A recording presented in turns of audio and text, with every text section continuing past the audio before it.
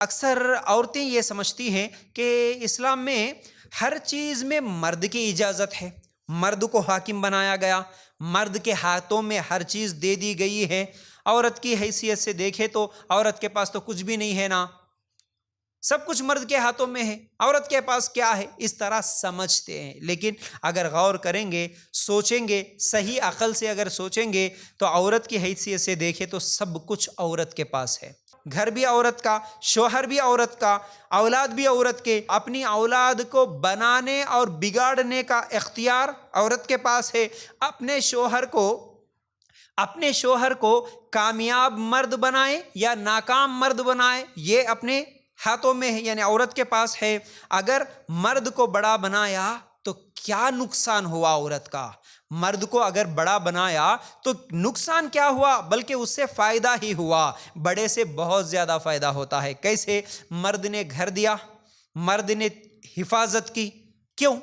شادی سے پہلے تو آپ کا باپ آپ کا حفاظت کر رہا تھا، آپ کا بھائی آپ کی حفاظت کر رہا تھا۔ شادی کے بعد زندگی بھر حفاظت کون کرے گا؟ شوہر ہی تو کرے گا۔ اکیلی عورت زندہ نہیں رہ سکتی ہے، اکیلی عورت زندگی گزارنا بہت مشکل ہے۔ آج کے حالات میں ہم دیکھتے ہیں اکیلی عورت جو گزار رہی، ان کے حالات کیسے ہیں، کیا ہے، معلوم کرو۔ اصل میں بولنے کی بات یہ ہے کہ عورت کو جو پروٹیکشن چاہیے، عورت کو جو حفاظت چاہیے، وہ حفاظت شادی کے بعد آپ کا شوہر ہی آپ کی حفاظت کرتا ہے۔ اسلام نے مرد کو جو بڑا بنایا تو اس میں نقصان آپ کا نہیں ہے، بلکہ اس میں فائدہ ہی آپ کا ہے۔ بڑا مرد بنا تو آپ کو گھر دیا، مرد اگر بڑا بن گیا تو آپ کی حفاظت کی ذمہ داری لے لیا، مرد اگر بڑا ہے تو پھر اسی مرد سے آپ کو اولاد بھی ملی جو کہ آپ کے بڑھاپے میں کام آ سکتی ہے، آپ کی عزت اسی اولاد سے ہوگی اور آپ کا سہارا بنے گی۔ بہت ساری چیزیں اولاد سے بھی فائدہ ہے، تو اسی مرد سے اولاد بھی ملی، اسی مرد سے پھر آپ کا خرچہ بھی پورا ہو رہا۔ ماں باپ کے ساتھ کتنے سال رہیں گے بغیر شوہر کے؟ اگر کوئی میرے ماں باپ ہے بس، مجھے کسی اور کی ضرورت نہیں ہے، تو عورتوں کی زندگی کیسے ہوتی ہے؟ ماں باپ کتنے دن اپنے بچوں کو پال سکتے ہیں، پرورش کر سکتے ہیں؟ یاد رکھو، تو پھر آپ کی زندگی بھر کا خرچہ آپ کے شوہر سے ہی مل رہا ہے، آپ کو سیکیورٹی ملی۔ اور مرد، اصل میں مرد بڑا ہے، مرد کو اجازت لینا پڑ رہا ہے، یہ تمام چیزیں نیگیٹو تھنکنگ، نیگیٹو سوچ، یہی ہمارے دل میں آ رہی۔ لیکن مرد سے کتنا فائدہ ہو رہا؟ اگر یہ سوچیں گے تو بہت سارے فائدے ہیں، اس سے بھی زیادہ فائدے ہیں۔ پھر اسی طرح جب شادی ہوئی تو پھر اس کو اور زیادہ فکر کہ مجھے اب میری بیوی کے لیے کمانا ہے، اس کے لیے کھلانا ہے، اس کے خواہشات پوری کرنا ہے، اس کے کپڑوں کا، اس کے کھانے کا، ہر چیز کا انتظام کرنا ہے۔ تو ایک مرد صبح گھر سے نکلتا ہے، شام تک محنت کرتا ہے، چاہے وہ مزدوری کرنے والا ہو، چاہے وہ دکان چلانے والا ہو، کاروبار کرنے والا ہو، جاب کرنے والا ہو، وہ کس کے لیے کما رہا ہے؟ وہ کس کے لیے کما رہا؟ اگر حقیقت سوچ کے دیکھو آپ تو وہ اپنے سے زیادہ اپنی بیوی کے لیے سوچتا ہے، اپنے بچوں کے لیے سوچتا ہے۔ اسی لیے ہم دیکھتے ہیں کئی مرد اپنی بچیوں کی شادیاں کر دیتے ہیں، خود پرانے کپڑوں میں رہ جاتے ہیں، بیٹیوں کو تو اور اپنی بیویوں کو تو نئے کپڑے دلا دیتے ہیں۔ کئی مرد عید کے کپڑے پرانے پہن لیتے ہیں لیکن اپنے گھر والوں کے لیے نئے کپڑوں کا انتظام کرتے ہیں۔ صبح سے شام تک وہ محنت کرتے ہیں، باہر جا کے اگر کسی دکان میں وہ کام کر رہا ہے تو باس کی طرف سے کتنی گالیاں اس کو پڑتی ہوں گی، کتنی باتیں سننا پڑتا ہوں گا، راستے میں جاتے آتے کتنے لوگوں کے دھکے لگتے ہوں گے، کتنا پسینہ ٹپکاتا ہوں گا، کتنا سوچتا ہوں گا وہ میں کیا کرے تو آگے بڑھ سکتا، کیا کرے تو اور زیادہ کما سکتا، کیا کرے تو میں کچھ جما سکتا، کیا کرے تو آنے والے دنوں میں میری بیوی کے لیے، میرے بچوں کے لیے کپڑوں کا، گھر کا، سونے چاندی کا، اچھے پڑھائی کا، اچھے رہن سہن کا انتظام کر سکتا۔ اس کے پاس کتنے ٹینشنز، اس کے پاس کتنی فکر، وہ صبح سے شام تک محنت کرتا ہے، تو مرد صرف اپنی بیوی اور اپنے بچوں کے لیے کرتا ہے۔ تو یاد رکھو، یہ تمام مصیبتیں، یہ تمام مشکلات جھیلتے ہوئے مرد جب وہ بڑا بنا، اصل میں بڑا بنا تو یاد رکھو، بڑا جو بنتا، کوئی بھی بڑا، اس کی ذمہ داریاں بھی بڑھ جاتی ہیں، اس کی ذمہ داریاں بڑھ جاتی ہیں۔ جیسا کہ ہم دیکھتے ہیں نا کہ ایک اسکول کا ہیڈ ماسٹر ہے، ایک پرنسپل ہے، تو اس کی ذمہ داریاں زیادہ رہتی بنسبت ایک ٹیچر کے، بنسبت ایک اٹینڈر کے۔ ٹینشنز بھی اس کی زیادہ، ذمہ داریاں بھی اسی کی زیادہ۔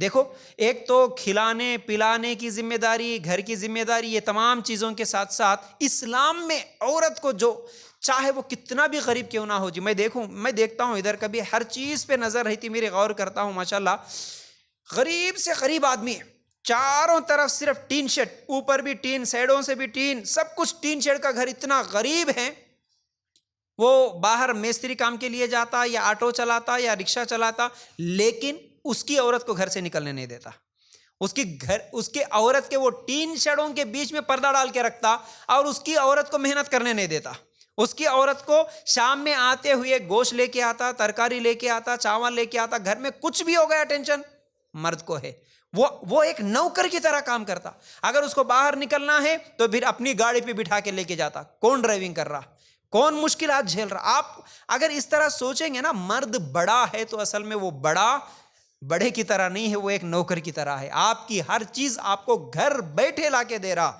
ہر چیز، ہر ذمہ داری وہ اٹھا رہا ہے۔ تو یہ اصل میں عورت کو اسلام جو مقام دیا، عزت دیا۔ اور ایک چیز یاد رکھو یہاں پر، بڑا، ہر سسٹم میں ایک بڑا ہوتا ہے، جس سسٹم میں بھی، جس چیز میں بھی کسی کی بڑائی مانی نہیں جاتی تو پھر وہ تباہ اور برباد ہو جاتا ہے۔ آپ دیکھتے ہیں ایک اسکول میں ہیڈ ماسٹر ہوتا ہے، بڑا ہوتا ہے، پرنسپل ہوتا ہے، بڑا ہوتا ہے، کالج میں اسی کی بات سب کو ماننا پڑتا، نہیں کوئی بڑا نہیں ہوگا، ہر آدمی اپنی جگہ بڑے، ہر ٹیچر اپنی جگہ بڑا، ہر اٹینڈر اپنی جگہ بڑا، ہر اسٹوڈنٹ اپنی جگہ بڑا، تو کیا اسکول چل سکتا؟ نہیں چل سکتا۔ اسی طرح ہر اسٹیٹ کے لیے ایک سی ایم ہوتا ہے، سی ایم اگر کوئی چیز بول دیا تو سب کو فالو کرنا پڑتا، نہیں بھائی میں نہیں فالو کروں گا تو پھر وہ اسٹیٹ نہیں چل سکتا۔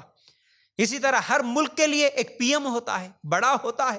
تو یاد رکھو، ایک کمپنی کا ایک باس ہوتا ہے، بڑا ہوتا ہے، بڑا جب ہوتا تبھی تو وہ چیز ایک سسٹم سے چل سکتی ہے، اگر بڑے کی بڑائی نہیں مانیں گے تو پھر وہ سسٹم نہیں چل سکتا۔ اسی لیے گھر کا بڑا، گھر کا ذمہ دار اللہ تعالیٰ مرد کو بنایا۔ اگر عورت بھی بولیں گے نا میں بھی مرد کے برابر، تو پھر وہ گھر نہیں چل سکتا۔ اس لیے یاد رکھو، اسلام میں جو مرد کو حاکم بنایا تو اس کا مطلب یہ نہیں ہے کہ مرد ہمیشہ عورت کے اوپر ظلم کرتا، بلکہ کئی گھروں میں مرد عورت پر ظلم کرتا تو پھر کئی گھروں میں عورت بھی مرد پر ظلم کرتی ہے، دونوں کے ظلم کے دائرے بھی الگ